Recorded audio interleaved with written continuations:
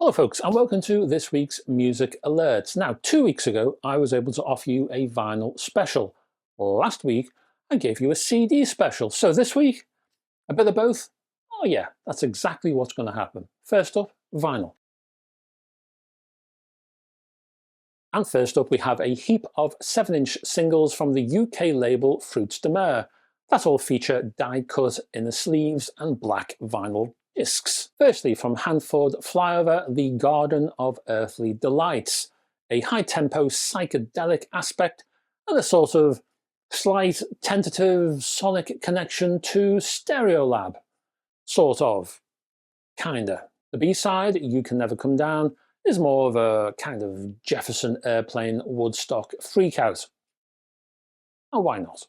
On to Anton Barbeau and his song Dog Star, which also has that classic forced, insistent, high-pressure, guitar-heavy presentation that will have you merrily shaking your head in time, while the B-side, Queen of Eyes, written by one Robin Hitchcock, has a Dylan flavour to it, drawling vocals that hang around the beat in a lazy manner. Next is Sand Pebbles and Sometimes a Great Notion, which reminds me a little of people like Ben Folds 5, but without the piano.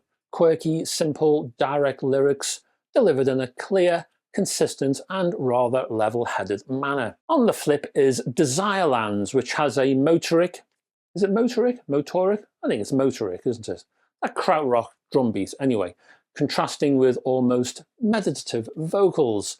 In fact, the whole arrangement has a sort of 60s lounge retro tech psych drug-fueled vibe. I'm sure you'll like it. Changing labels now, and we'll go to Sony's imprint Kraft and Roberto Roina y su Apollo Sound, which I probably got wrong, apologies, and the album, which I'm also going to get wrong, Tu Loco Loco y Yo Tranquilo, which again is completely and utterly fiction in terms of pronunciation, I am sure. So again, feel free to correct me. On this disc are choice cuts of 70s Latin salsa.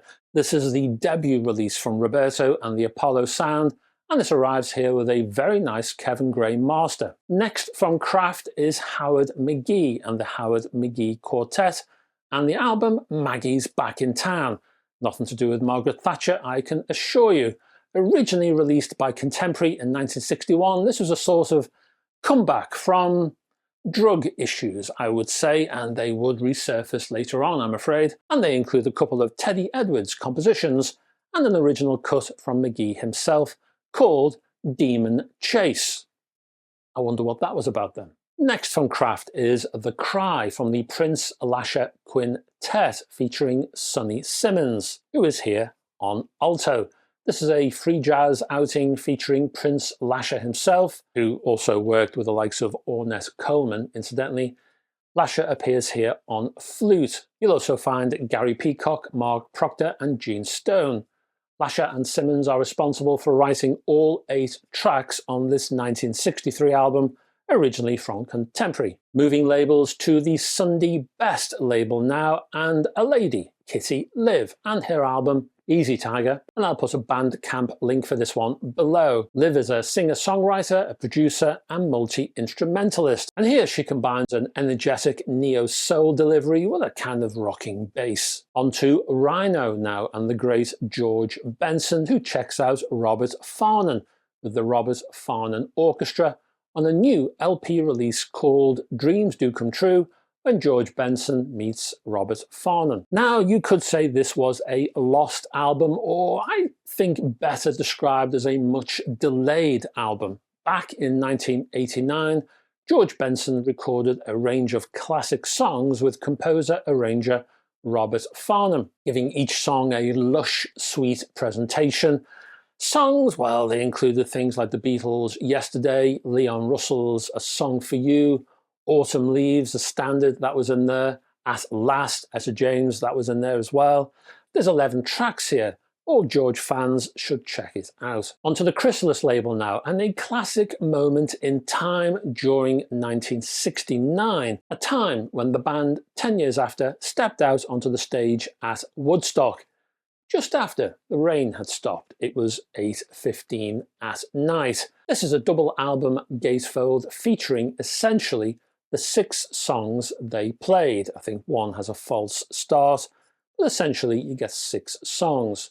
There are long workouts on this one. I can't keep from crying sometimes, for example, spans over 18 minutes. The inner side of the gatefold includes a very nice essay from the journalist Chris Welch. Onto the Swedish duo now, and I'm going to find it difficult to pronounce this gentleman's surname, Sebastian Mullaert, again, apologies Sebastian if you're watching, and Henrik Frendin, and the album Hind. This one combines analog in the form of electric violas or violas, plus Fender Rhodes, plus lots of electronica, bits and bobs, which means that you hear various textures which move around and change at the drop of a hat. So you're tripping along all organic in an instrumental kind of way, and then you've got inserted beats, soundscape ambience and rhythms to extend the piece.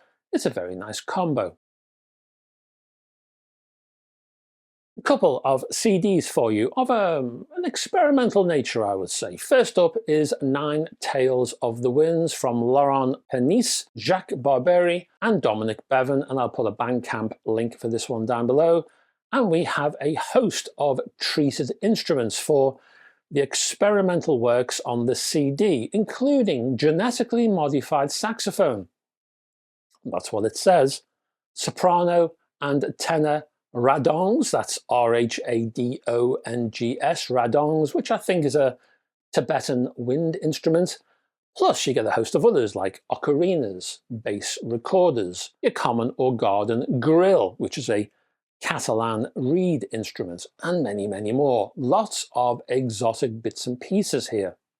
Well, exotic to my ears anyway, which is exactly how this one sounds. Heavy, instrumental folk. Sometimes challenging, sometimes lying over a drone or a tribal beat. Worth a listen. Finally, Michel Marco Rossi and Canzonieri. Again, these things are sent to try me.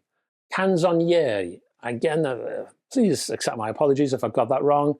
Tell me what the correct pronunciation is, and the world will be at one once more. Anyway, this features an attached 34-page booklet, actually within the digipack itself, and once more I'll add a Bandcamp link down below. Rossi herself is an instrumentalist and composer working with and focusing on avant-garde theatre, electronic music, digital art and a lot more. The 8 tracks here certainly occupy those genres, while adding vocalizations for added texture and not much else. Some of these tracks offer long explorations of a theme stretching over 10 minutes in length. And that's your lot, folks. Thank you very much for staying to the end of this video. Down below, can I ask you to click on the like and subscribe buttons? Just helps this channel to progress through the algorithm, which is a good thing. Well, I think it is anyway. And I'll put those Bandcamp links down below if you want to check out more music. In addition to that, there are my own links. There is my website, all kinds of extra music over there if you want to check it out, going back many, many years. What else do we have? We have my Facebook group, which you're welcome to join. Also my Patreon page, which has yet more music stuff over there. Written work, videos, hi-fi stuff if you're into that, and all kinds of other oddities. A bit like myself. I'll be back. This oddity will be back this time next week, and I hope to have your company. Until then, folks, bye-bye for now.